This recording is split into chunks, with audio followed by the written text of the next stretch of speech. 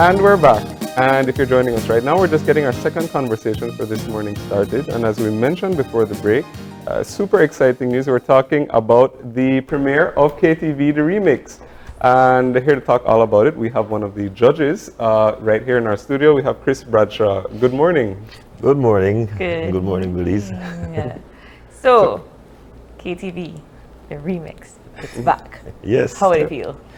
It's kind of exciting. I mean, because I remember before the COVID hit, we were just getting ready to start, the KTV for that year. Mm-hmm. And I think there was this new thing we were going around to do auditions. And it was just, I think, my night to do auditions, my turn. And there was this lockdown. So, they told us ease off. And yeah.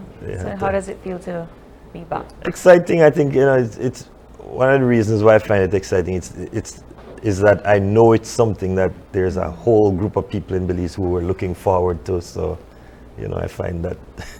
and of course, you've been part of the show before, so it must be good to be back at it, especially after the break. Right? Yes, it's a good experience for the most part. Yes.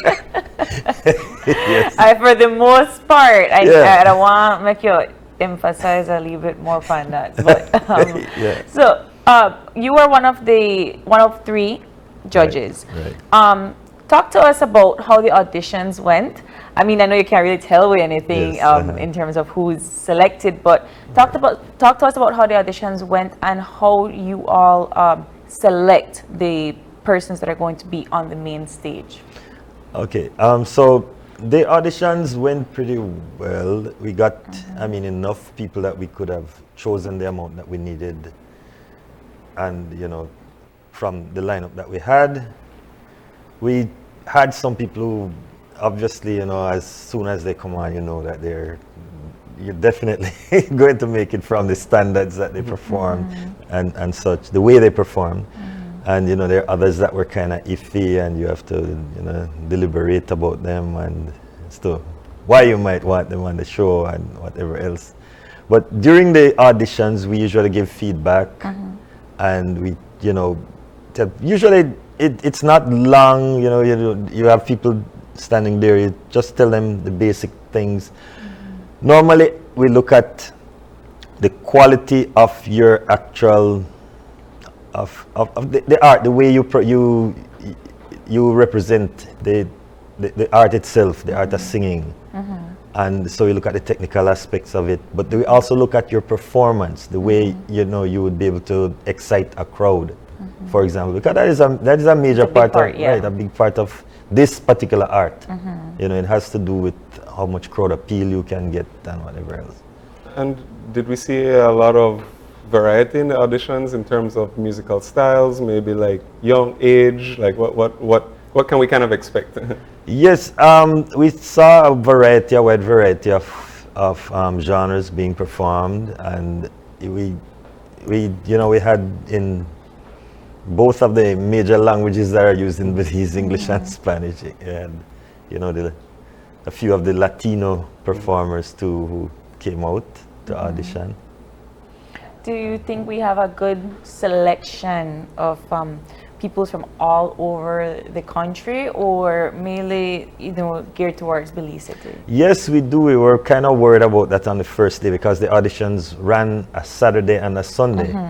And I think on the Saturday, we weren't getting as much of that variety from all around the country. But by Sunday, we got people from all over. Can you give us at least like a number of how many people auditioned? I think it was about 20 people that auditioned. Wow. I think about 20 people. How many did you have to select for? Well, I don't know that I'm at liberty to say that yet. Okay, we have to find out. Yes, so we'll find that out later on. Yes. I wanted to ask about, because I know that it was just an open call, right? Anybody could come in and anybody. As long as you're over 16. Right. 16, yeah. But I always picture that there would be a long line standing outside of the studio. But was it one by one? This particular year, it was a little bit of the one by ones coming in every now and then. You'd have maybe two people out there. But in years gone by, we have had lines. You know, Okay. and I think it will get back to that eventually. But you know, after what was it, 2 years break? Yeah. Yes, 2 years. So, you know. So I want to bring in Mr. William Neal, the one and only famous veteran judge extraordinaire of KTV. Good morning. Good morning, April. Good morning, Gavin, and good morning, Chris. Morning, and, William. It's a beautiful day. I'm all the way down south, so if you get a little break, it's because of the weather, of course. But I'm excited for the start of KTV remix season 4. You know there is no KTV without William Neal. And Thank you, April. no, but I was a little bit worried because they weren't telling us anything, and I said, who will be the host? Who will be the host? And everybody say have to be William. I'm like, but I know hear nothing. And so when they said it would be William, I said, yeah, that makes sense. It has to be William. So how are you? Thank you. How are you feeling about KTV the remix being back?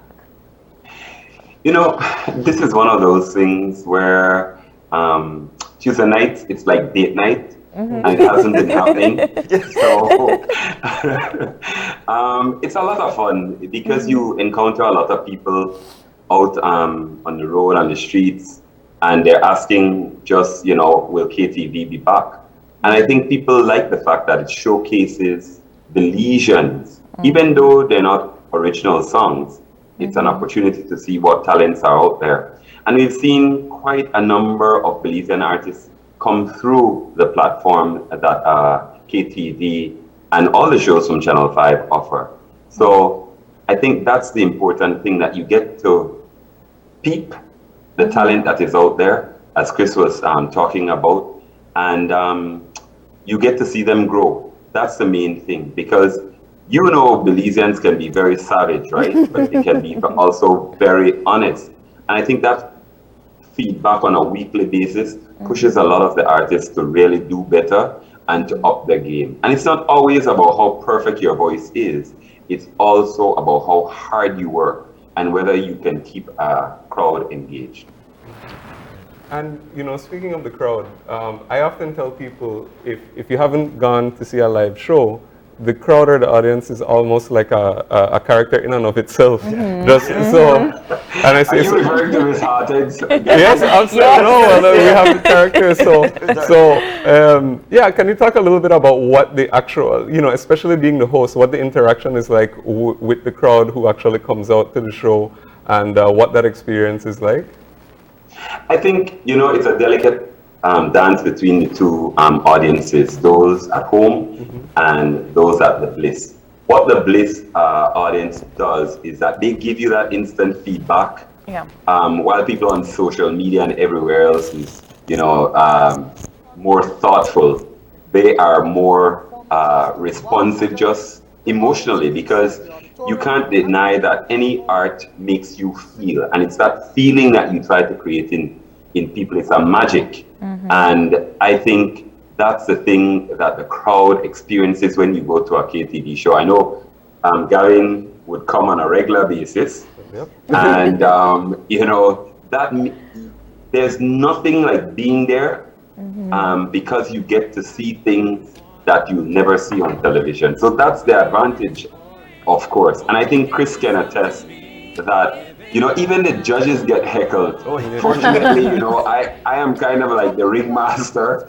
So it's a lot of fun. The energy in the place is always amazing. And that's something that, you know, any performer thrives from or on.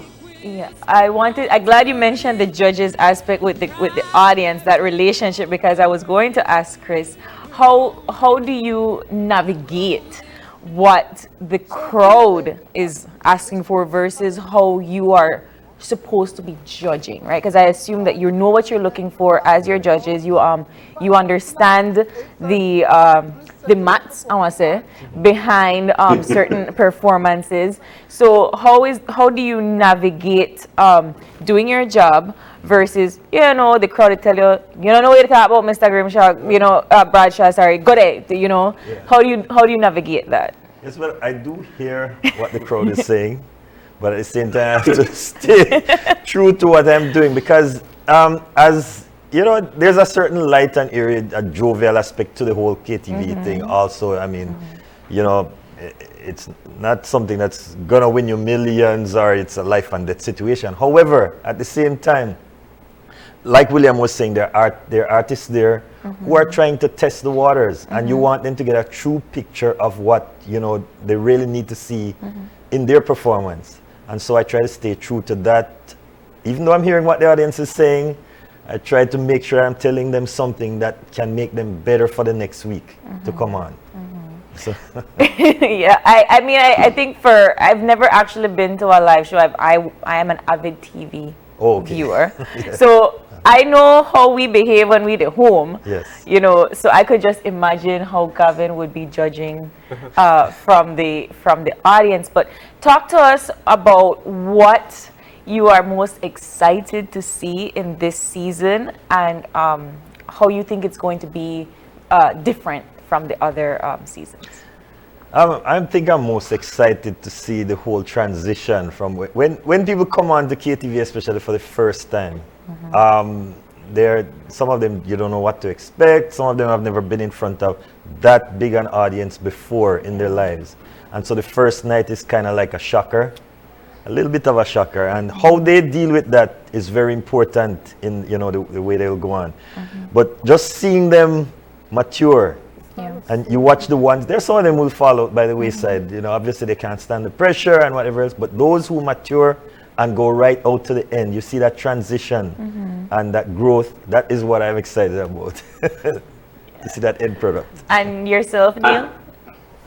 I think, you know, it's a similar kind of thing, because people actually, you see the evolution, the rapid change in the people as they come on stage. And you never know, there's that X factor, you know. There's a certain je ne sais quoi that people have that you can't quite quantify, but that ability to connect with people. And sometimes coming to an audition, I know for me, I love live television. When I have to talk to 10 people in a room, I am nervous. When I have to be on live television, I'm nervous. But something about the audience, looking at them, you know, the deer in the headlight feeling goes away really rapidly, because you know you're getting that feedback immediately. 10 people, you know, you're there, you're worried, you're nervous, but it doesn't necessarily propel you the same way that a live audience does. And I think all the people that we've seen on KTV over the years, you can tell after a while when it clicks, you know, because some people come in and they think they're one thing, and then they start realizing, well, I am not that thing. I have to be something else if I want to make it in this business. And that's the beautiful thing about it. And it becomes really a supportive environment. At one time, KTV itself was very, very competitive and kind of, for the lack of a better way of saying it, kind of catty in the background. But you've really seen, especially with social media and the feedback that people get there, you see them bonding more together, and they support each other. And I think the conversations with the judges off and on the stage really helps them, because they know they're getting honest feedback, and that's the key thing. You know, it's the feedback that makes us grow, and it has to be uncomfortable or you won't grow. And actually, I was actually going to ask a little bit about that from your perspective as a judge. And you did mention it a little bit earlier, but how do you see yourself sort of helping the artists, you know, develop as artists, you know, in your role as a judge? Like, how do you approach your, let's say, critiques and things like that? All right, like I said, I try to be as true as possible to the art. A lot of times, these people who are coming into as contestants, they've never had lessons with any vocal trainer or anything like that. So I feel like this is giving them an opportunity to see, you know, on the surface, what it's like to get instructions in what you're doing. I remember growing up, I had never before, as a young kid, had any saxophone teacher, for example. Got my first saxophone, got that set up, started trying to play. It wasn't until I got my first teacher that I really, started understanding some of the problems that I was having and how to get over them or how to get around the hurdles, in a way. And so that is how I approach it.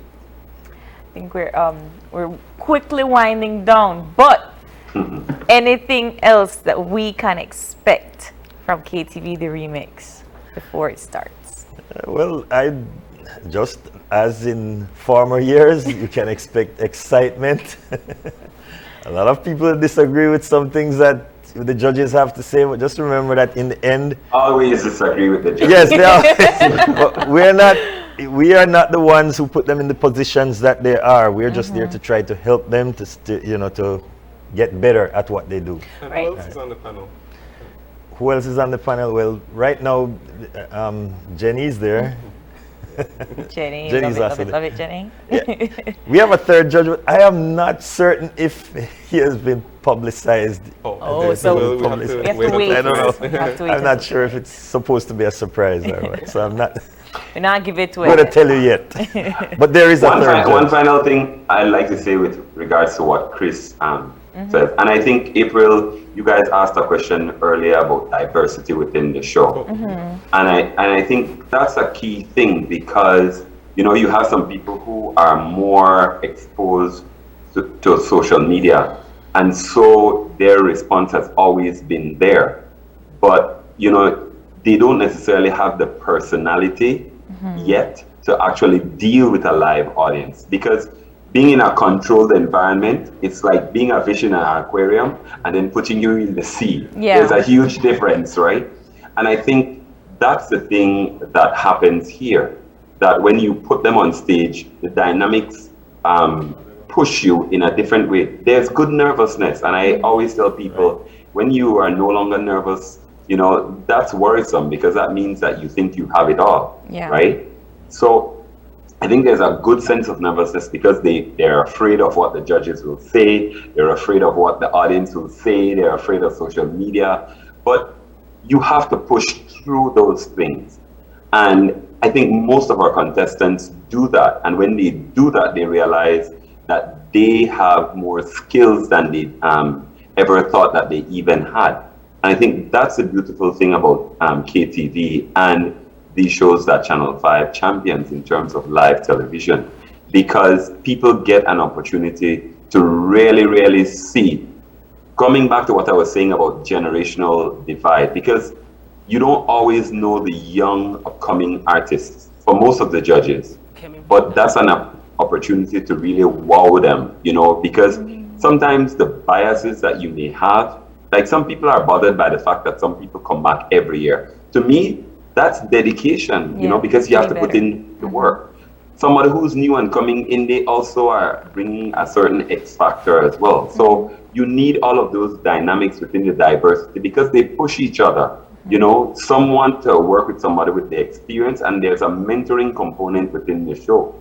And I think that's good. But there's also this opportunity for you to really stretch out in your skin vocally and in so many other ways, because it's even about how you look. You can't show up, or you shouldn't show up, in flip-flops and, your yard clothes. Some people do that for auditions, and then they realize, based on the feedback that they get from people, like, that's how you go on TV, that kind of thing. So it's a number of factors that you have to take into consideration as a performer. And at the same time, it's remaining professional and graceful. Not arrogant, but confident. And I think those are the things that people learn over the time. That, you have to take the good with the bad. When people meet you on the street, not everybody's going to like you, but not everybody's going to hate you either. So it's how you balance all of that to become really a stellar performer, and something to figure out if this is something that you want to do for the rest of your life. Well, Neil, William and Chris, we're so happy to have you both being a part of KTV, the remix. I have to say the remix because it's very different from KTV. And I can't wait to see the audition tape should come out tonight, right? After news? Yeah, right. So that should be exciting, and my favorite part, watching the auditions. It's my favorite part. And then we'll be tuning into the opening of the season. So see William be the host and to see Chris as part of the judge panel. Thank you both so much for being here with us this morning. William, enjoy the rain down south. And thank you. yes, thank you so much, Chris, for being here with us in studio. And with that, we are going to take another break. And when we get back, the Belize U20 Junior Championship. So stay tuned.